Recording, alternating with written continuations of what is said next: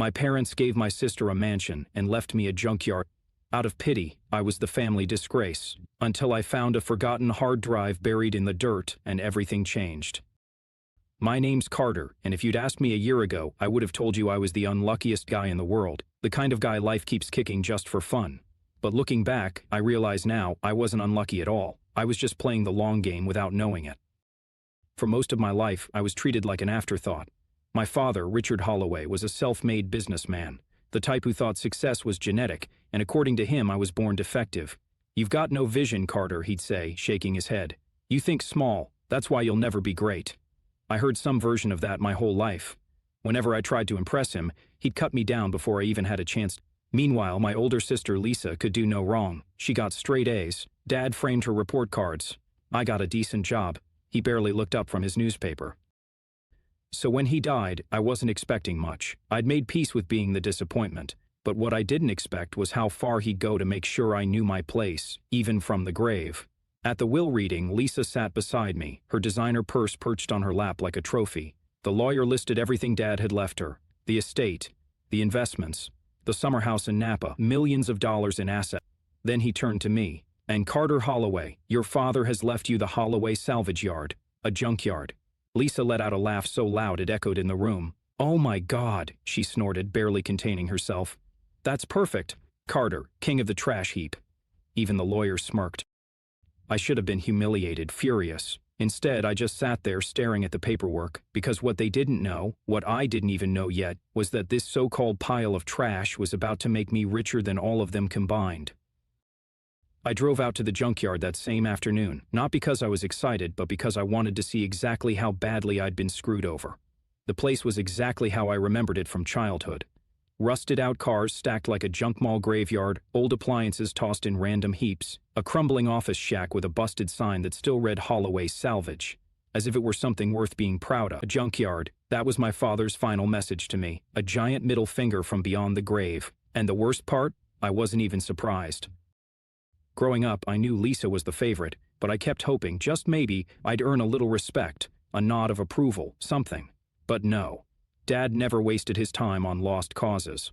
I could still hear his voice from when I was 17, standing in his study, sweaty as I told him I wanted to start my own business. He had leaned back in his leather chair, giving me that half-amused, half-pitying look. "Carter, you can barely pass math class.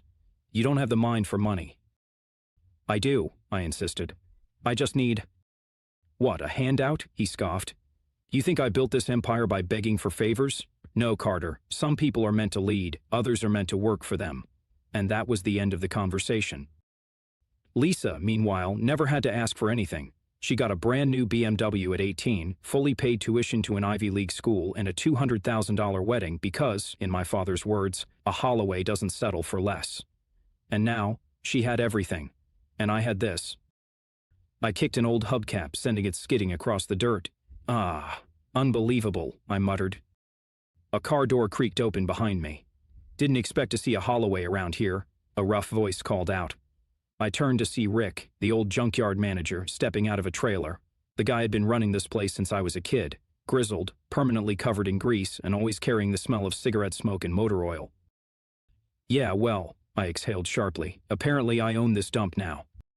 Rick let out a barking laugh. "Well, wow, yes. That means you're my new boss."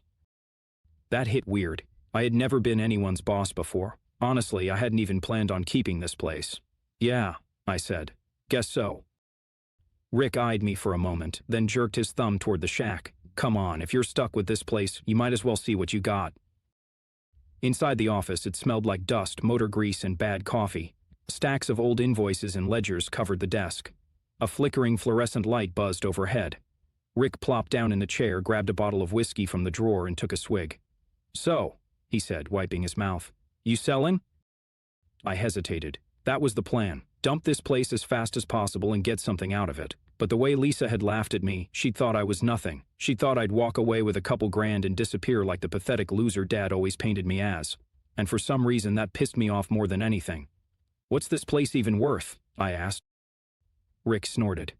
"In its current state? Not much. Maybe a couple $100 grand if you find the right buyer." But he rubbed his jaw. "There's a lot of old stock back there. People throw away all kinds of valuable stuff without realizing it. I frowned. Like what? He shrugged. Electronics, car parts, scrap metal. Some guy last year found an old arcade machine buried under a pile of junk and sold it for 10 grand. Another dude bought a busted vending machine off us, cracked it open, and found 2 grand in forgotten quarters. I leaned back, considering.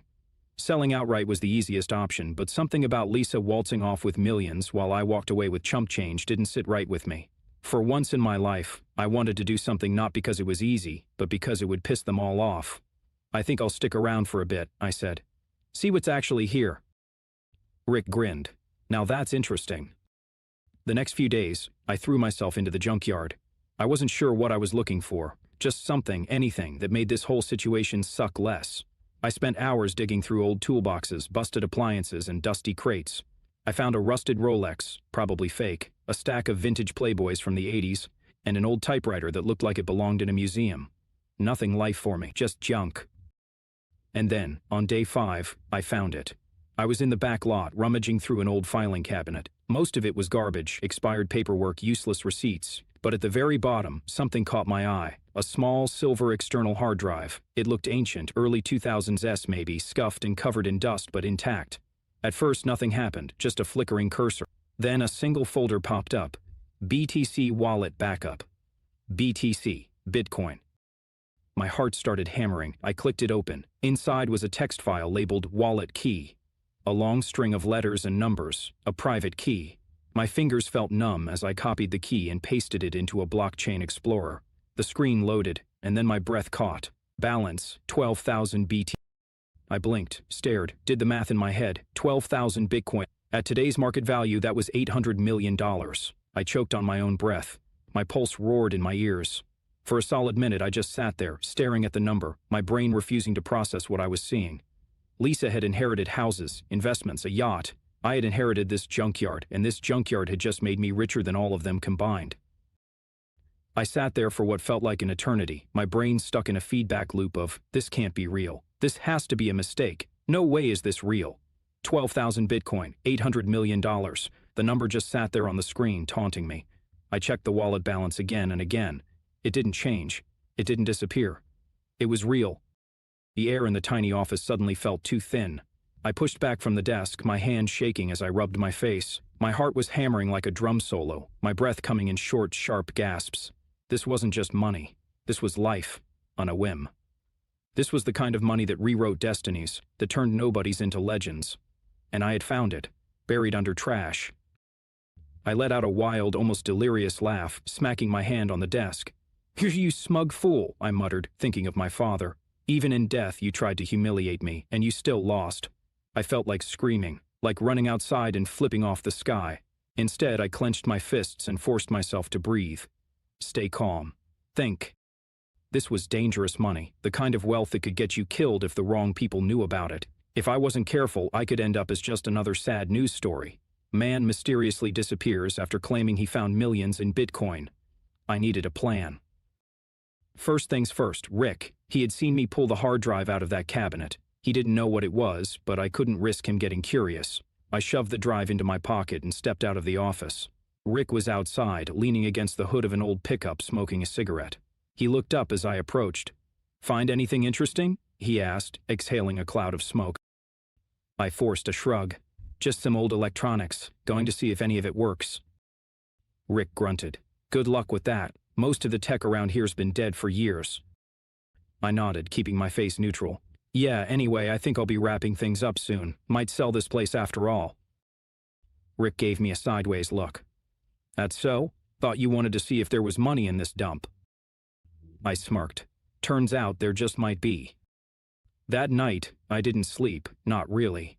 I lay in bed, staring at the ceiling, my mind racing through every possible scenario. I had to get the Bitcoin out of that wallet, but I also had to be smart. Moving that much crypto at once would send up 1,000 red flags. I needed a safe, legal way to cash out without drawing attention. By morning, I had a plan.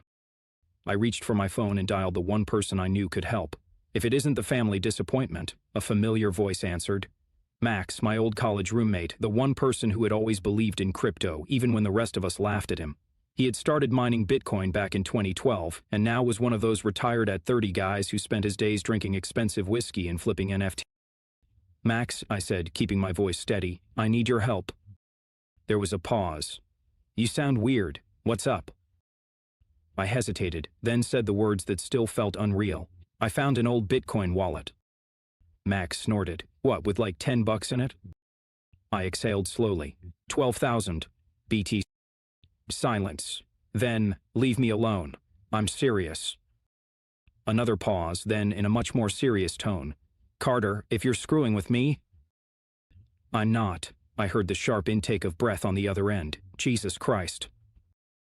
Yeah. Max went silent again, probably doing the same mental math I had.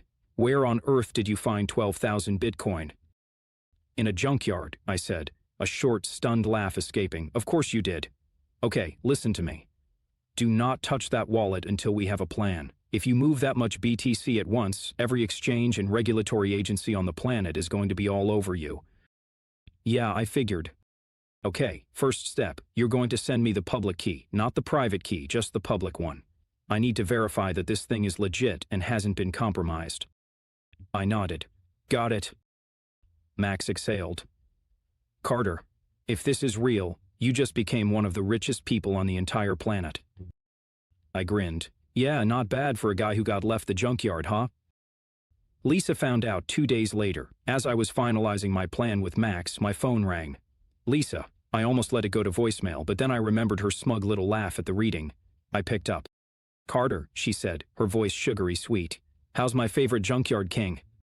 I smirked. Oh, you know, just rolling around in all my trash. She laughed. Listen, I was thinking, I might have been a little harsh at the reading. You know I was just joking, right? I raised an eyebrow. Here we go. And? I prompted. She continued. I've actually been looking at some investment opportunities. Maybe I could help you sell that junkyard for a good price. I do have experience in finance after all. I grinned. Oh, that's sweet of you, Lisa, but actually, I think I'll hold on to it. Silence. Really? Yeah, turns out it's more valuable than I thought. A sharp inhale. Carter, she said, suddenly serious. Don't be stupid. That place is a dump. Just sell it and take what you can get. And aha, I said, I think I'll sit on it for a while. You know, see what it's really worth. Lisa's tone shifted from fake concern to cold irritation. Carter, don't be ridiculous. I chuckled. Why do you care so much? You got everything you wanted, didn't you?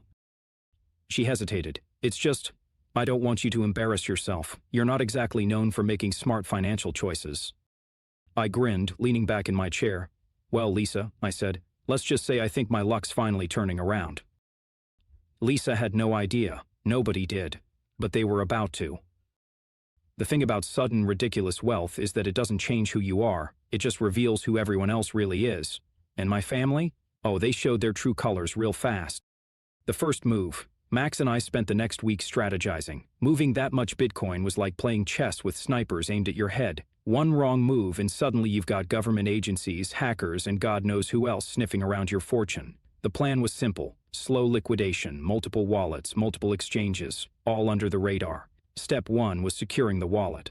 We moved the Bitcoin to a cold storage device and split it across multiple new wallets for safety. Step 2 was setting up a trust, one that wouldn't link directly to me. Step 3, cash out carefully.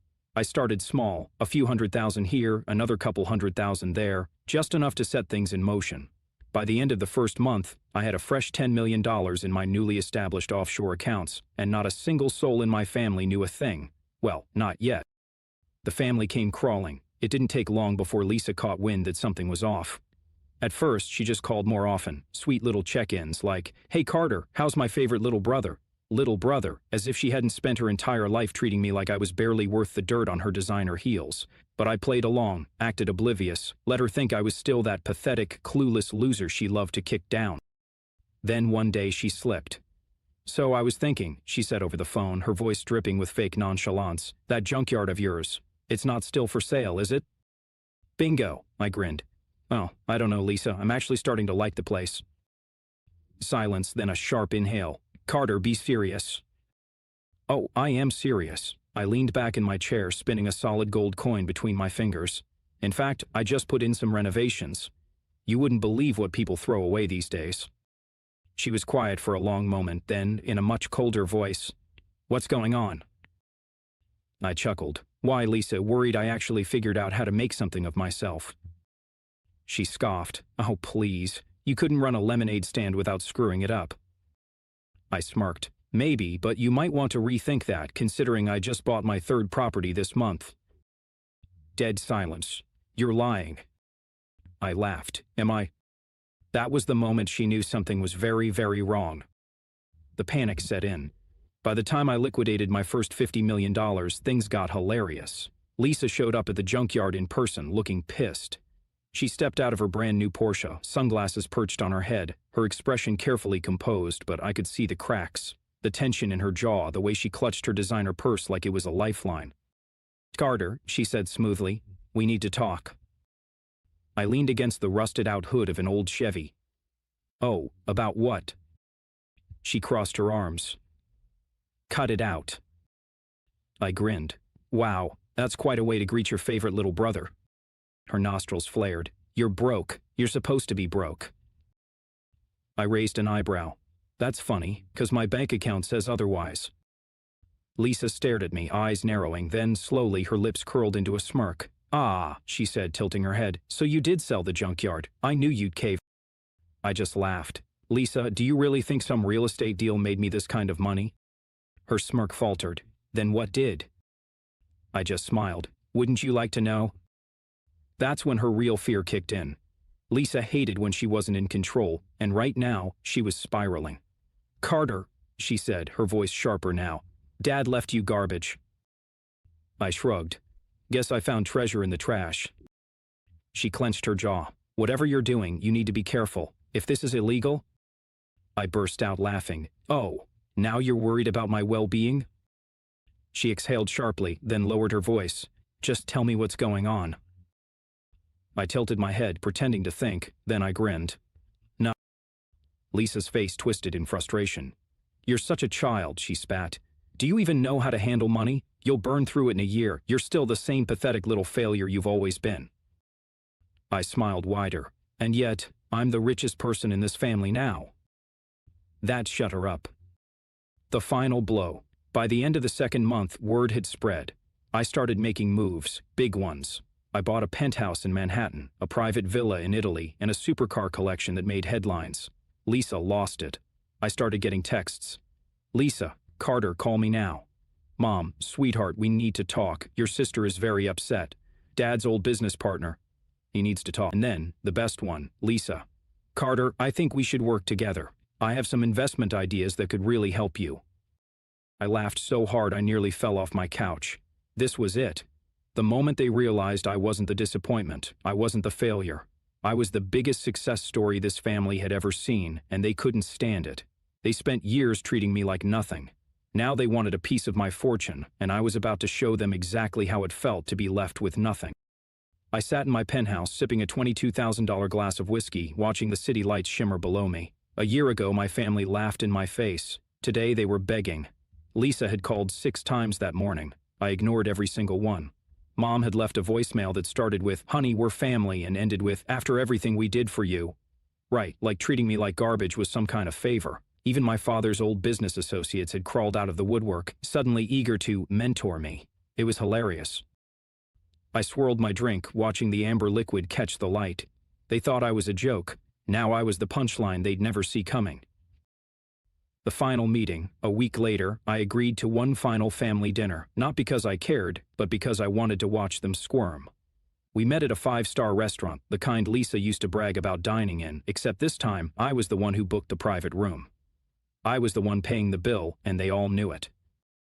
Mom, Lisa, and a few distant relatives were already seated when I walked in. Lisa's face was tight, her perfectly manicured nails tapping against her wine glass. She had a new look now, desperation disguised as fake concern. "Carter," she said, forcing a smile. "You look well." I smirked. "I know." Lisa's eye twitched. Mom gave me that old, sugary sweet, manipulative mom voice. "Honey, it's been so long. We just want to talk." I leaned back. "Talk about what? How you all cut me out of Dad's will because you thought I was worthless?" Silence. Lisa cleared her throat. "Carter, we didn't—" I held up a hand. "Spare me. We both know exactly what you thought. And honestly, I'm glad you did." Lisa stiffened. "Glad?" I grinned. Yeah, because if Dad had handed me millions like he did with you, I might have ended up just as entitled and useless. Lisa flushed deep red. Mom gasped, Carter, that's not fair. Isn't it? I leaned forward. You called me a loser, you laughed at me, and now I'm richer than all of you combined, and I didn't have to bow down to anyone to get there. Lisa's hands curled into fists. That money should have been mine, she hissed under her breath, forgetting for a moment to pretend. I laughed loudly. There it is, I said, shaking my head. You don't care about me, you just can't stand that I won. Lisa shot up from her seat. You don't even know how to handle that kind of money. You're reckless, Carter. You'll lose it all, and when you do, you'll come crawling back. I smirked. Guess we'll find out. Lisa's nostrils flared. Mom reached for my hand. Sweetheart, please. You know we love you. I stared at her. You love money, I corrected. You loved me when I was broke and useful. Now I'm rich, and I don't need you, and that's what really pisses you off, isn't it? Mom's lips parted, but no words came out. I pushed back from the table, tossed my napkin onto my plate, and stood. This was fun, I said, throwing down a stack of $100 bills for the bill, just to watch Lisa's eye twitch. Then I turned to leave. Lisa's voice cut through the silence. You'll regret this. I stopped, turned, and met her gaze. Nah, I said, smirking, but you will. Then I walked out, and this time nobody followed. Epilogue. Final message. So yeah, that's the story of how my family laughed at me, threw me away, and then watched me win harder than they ever thought possible. Lisa? She blew through Dad's millions in record time, made a few bad investments, got scammed by some exclusive hedge fund, and had to sell her house just to stay afloat. Mom still tries to call, still leaves voicemails about how family sticks together. I never answer. Me? I wake up in a beachfront villa, drink stupidly expensive coffee, and live my best life. Moral of the story. Sometimes, being underestimated is the best thing that can happen to you, and sometimes, trash isn't trash. It's just treasure waiting for the right person to find it.